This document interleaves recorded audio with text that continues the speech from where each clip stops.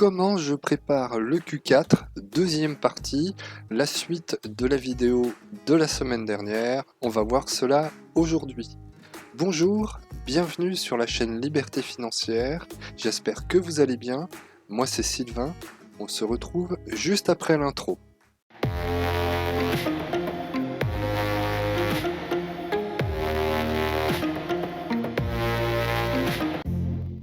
Avant de démarrer, je voulais tout d'abord vous remercier car vous êtes de plus en plus nombreux à suivre la chaîne et à me soutenir. Ça fait extrêmement plaisir et pour ça je vous en remercie. Et puis pour les personnes qui ne connaissent pas la chaîne Liberté Financière, eh ben, n'hésitez pas à vous abonner et à activer la cloche de notification.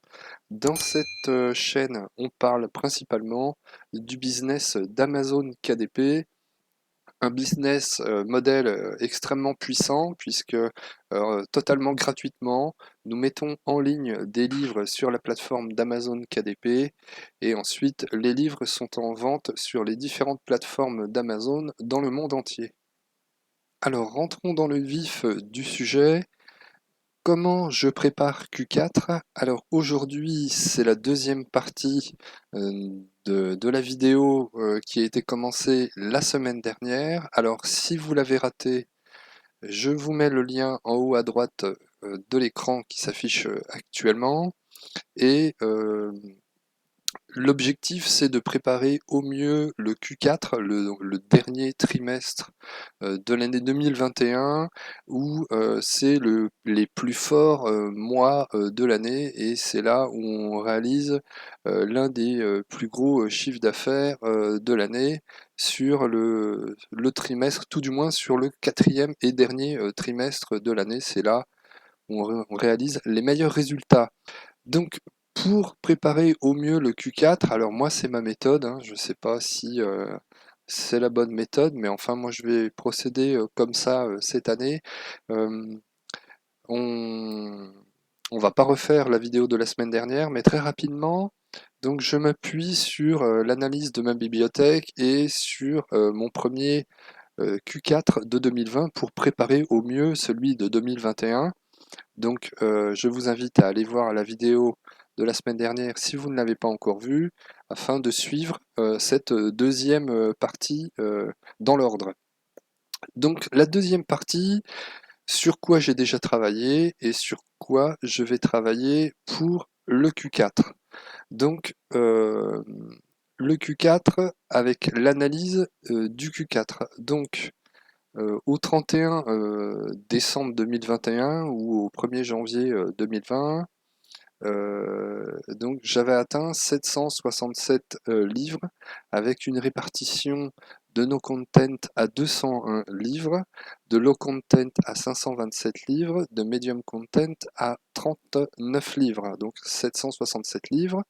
Et donc le no content représente 26% de ma bibliothèque, le low content 69% de ma bibliothèque, et le medium content 5% de ma bibliothèque, et en fonction du type de livre, donc le no content sur les les 3 mois pardon, de 2020, octobre, novembre et décembre. Donc j'ai réalisé en euros 1059 euros sur le no content, 2592 euros sur le low content et 5883 euros sur le medium content. Et donc le medium content, ça représente donc 61% des royalties totales. Donc on s'était dit en fin de vidéo la semaine dernière qu'effectivement, plus on montait dans la difficulté de la réalisation des livres, de la création, et plus les résultats devraient être meilleurs si si les livres sont qualitatifs, bien évidemment. Donc c'est ça qui est difficile dans ce business, c'est que des livres de medium content, de high content, ce sont des livres qui sont très longs à créer.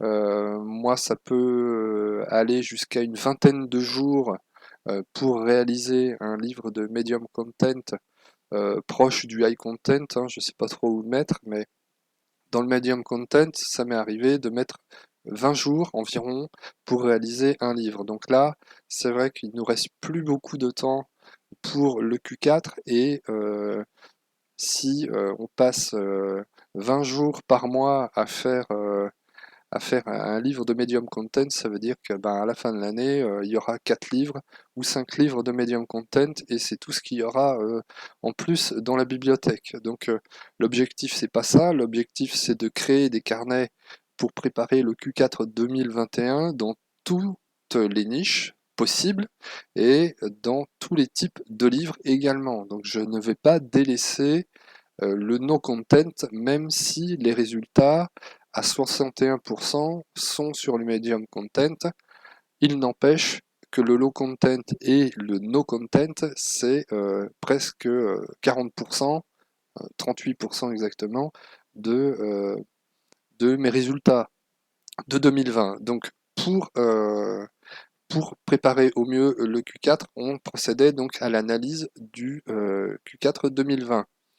Donc, deuxième partie, sur quoi j'ai travaillé en 2021. Donc, je n'ai pas mis les ventes et le pourcentage que représente le no-content cette année, puisqu'il faudrait que je retravaille mois par mois, et ça, c'est un exercice que je n'ai pas fait, puisque ça me prendrait pas mal de temps, mais je le ferai en analyse globale sur l'année 2021 en début d'année 2022.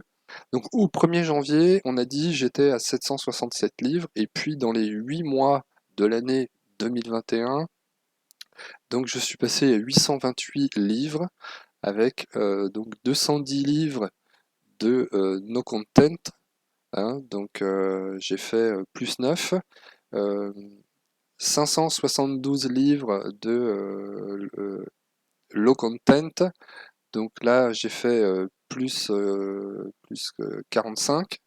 Et puis, je suis passé à 44 livres de medium content, donc plus 5. Et puis, j'ai créé 2 high content également, un en février et un en avril. Donc là, ici, on a la proportion de ce que représente sur le total du nombre de livres, ce que représentent les différents types de livres, hein. Donc, le no content représente 25% de ma bibliothèque, le low content 69%, le medium content 5%, le high content 0,2%. Donc ça, c'est proche de ce qu'il y avait en fin d'année dernière, en termes de répartition par type de livre. Donc l'objectif pour le Q4, c'est de passer donc sur les différents types de livres, d'essayer, donc ça c'est un objectif, je dirais, avec un objectif avec une barre assez haute. On va dire que là, c'est vraiment si je suis au top, si j'arrive vraiment à faire ça, c'est que j'aurais bien travaillé. Mais bon, après, il y a les aléas, on a plus ou moins de temps, il y a des choses qui arrivent, des fois, voilà. Donc c'est l'objectif. Après, est-ce que l'objectif sera atteint? Eh bien, on le verra et puis on fera le bilan en début d'année 2022. Donc l'objectif, c'est de passer sur le no content à 270 livres, donc à faire donc plus 60. Donc j'aimerais bien faire 30 livres de no content, donc c'est des livres qui vont assez vite, mais il y a la couverture quand même à réaliser, et puis il y a tout le travail sur les mots-clés qui est très très important, et la description. Également en low content, donc l'objectif c'est de faire plus 100 également, donc de passer de 572 à 672. Voilà. Sur le medium content, l'objectif donc c'est de passer de 44 à 52, de faire plus 8, essayer de faire plus 8. Donc là c'est c'est un objectif très très haut, très élevé. Je ne sais pas si je pourrais y arriver en 4 mois, puisque là on est au 1er septembre, en 4 mois, euh, d'arriver à faire, à atteindre au moins au 31 décembre 52 livres de medium content, et sur le high content essayer de faire plus 2, donc de passer à 4 livres au lieu de 2, de passer à 4 livres pour un total donc à 1000, quasiment 1000 livres, hein, 998 livres. Donc l'objectif c'est ça, avec une répartition qui est proche de ce qui est aujourd'hui. Et en termes d'objectifs de vente, donc ça c'est sur le dernier trimestre, hein, pour 3 mois, je me fixe les objectifs suivants: de réaliser 1500 € sur le no content, de pouvoir réaliser 3 000 € sur les livres de low content, 9 000 € sur les livres de medium content et 2 500 € sur les livres de high content pour un total pour les 3 mois à 16 000 €. Voilà, donc plus 170 livres, 16 000 €. L'objectif est assez élevé, on verra comment ça se passe, mais enfin, il faut quand même savoir se fixer pardon, des objectifs assez élevés et puis se dépasser un peu, se pousser au cul et voir, essayer de donner le maximum, même si on n'arrive pas à atteindre l'objectif, essayer de donner le maximum pour pouvoir tendre vers l'objectif. Donc en quoi ça va consister de ces différents types de livres? Donc l'objectif du Q4 sur le no content, donc 60 livres à créer, donc ce sera principalement des carnets lignés et puis des livres vierges adultes et enfants, essentiellement sur le créatif, donc des livres de création, des livres pour le développement artistique. Sur le low content, l'objectif c'est de faire plus 100, donc toute niche qui peuvent faire l'objet de cadeaux. Donc là, je n'ai pas encore déterminé certaines niches, j'en ai déjà déterminé quelques-unes, mais je n'ai pas tout déterminé. Et puis je ne peux pas non plus aussi vous dévoiler les niches précises dans lesquelles je vais faire des créations, parce que sinon ça serait un petit peu compliqué.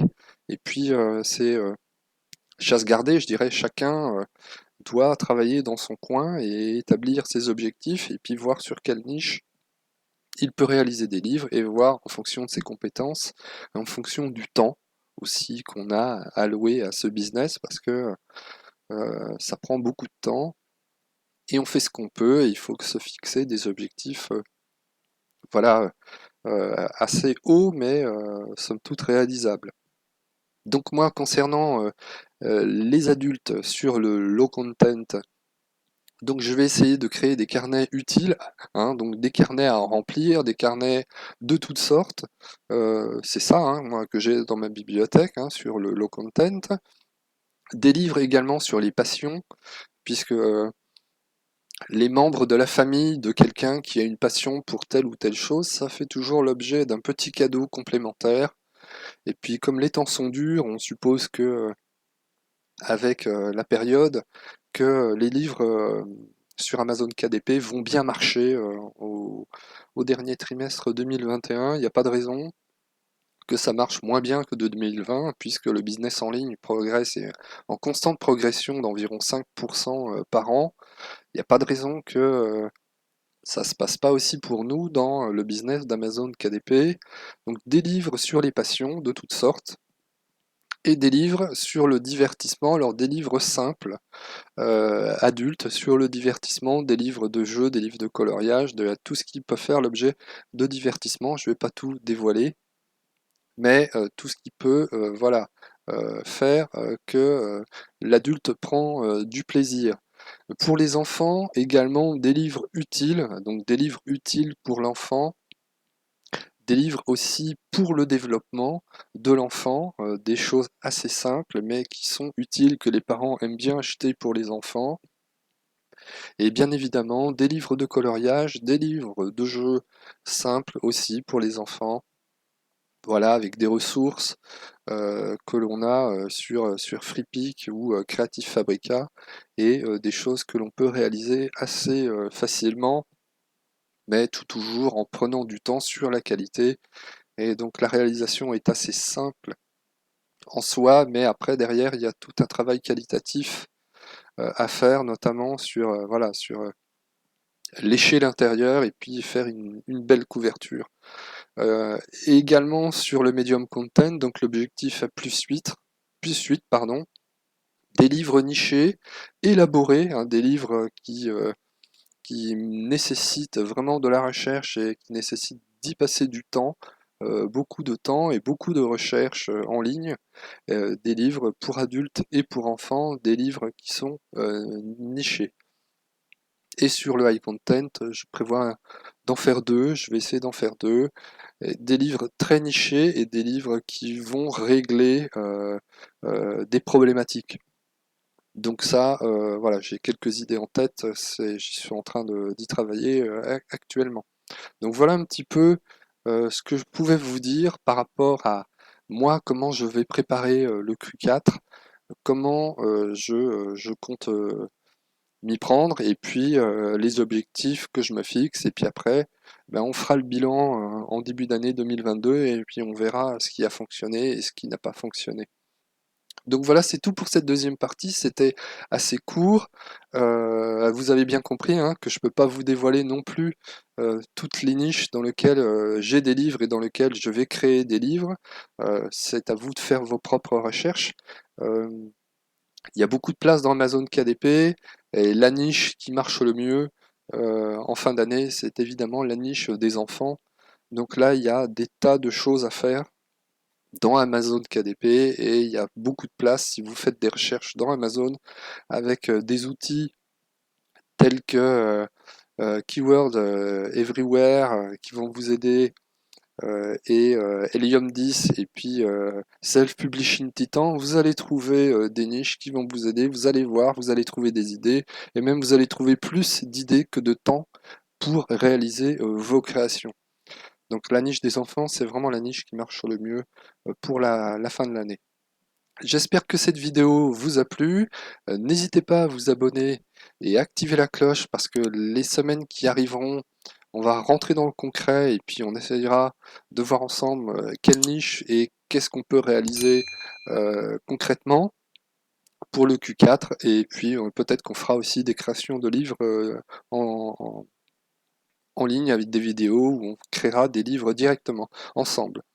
Voilà, j'espère que vous vous portez bien, et puis que tout le monde va bien chez vous, et que vous allez aborder ce Q4 de la meilleure des façons. Je vous dis à très bientôt sur la chaîne Liberté Financière.